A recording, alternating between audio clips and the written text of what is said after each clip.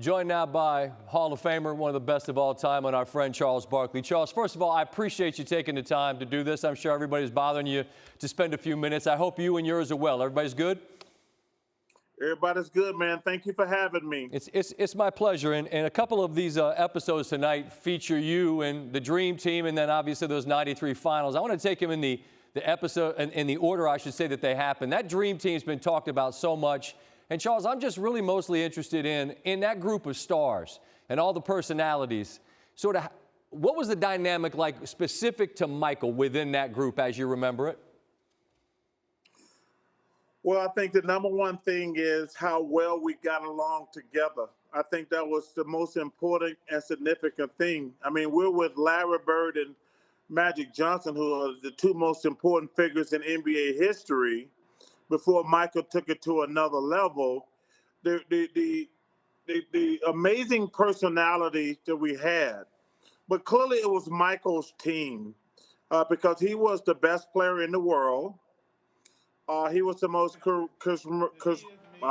can't even pronounce it actually, charismatic person in the world.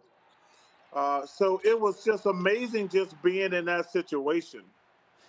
Was it hard to figure out how it fit, like how all the puzzle pieces fit? Because you got incredible talent, and then everybody's got a little bit of ego, and you've earned that ego. So was it difficult to figure out how it fit? Actually, it was not, because of Chuck Daly. He said, hey, guys, this is what's going to happen. We're going to have two different starting units. You guys are going to start, obviously, one game and not the next, but you're going to come in around the 10-minute mark. So to me, Chuck Daly deserves a lot of credit, but also you got to give Larry Bird a lot of credit because obviously he was hurt at the time. Right. He never complained about playing time. He just thought it was an honor to play in the games. And same thing with Magic Johnson.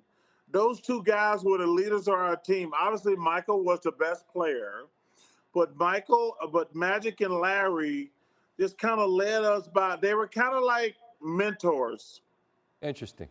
So that's 92. So 93, you know where we're going here. And obviously you're the MVP, and it's the finals. And I keep coming back to this, Chuck. For the younger folks, they might not have known like how close it all was to a seventh game and whatever else. How often do you think in 93? You know, Scott, I think about it a lot. I failed in game one to get my team ready for the enormity of the situation. That still bugs me to this day. You know what's amazing? Going back and looking at, I think it was either one.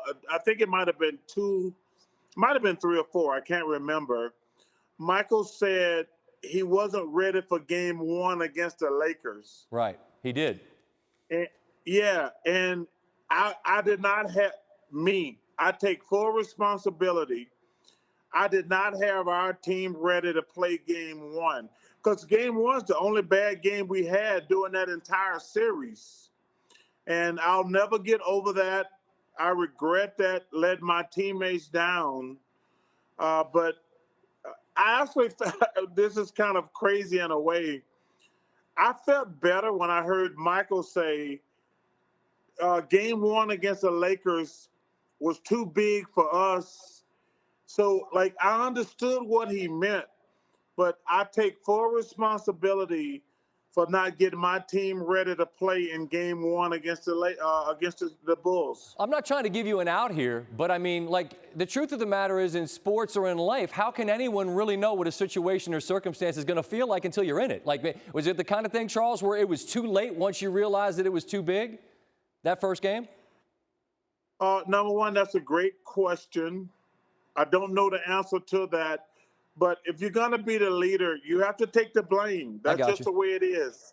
Like I say, I don't know the answer to your question, but it's a great question. But, hey, listen, it was my team. I was the leader of that team, and I didn't get my team ready for game one because even though the lights are brighter, as further as you go during the playoffs, I don't think there's anything that can prepare you for the finals. And I really screwed up in that game one because that's the only bad game we had. Yeah.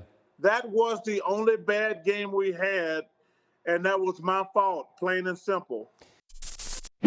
Thanks for watching ESPN on YouTube. For live streaming sports and premium content, subscribe to ESPN+.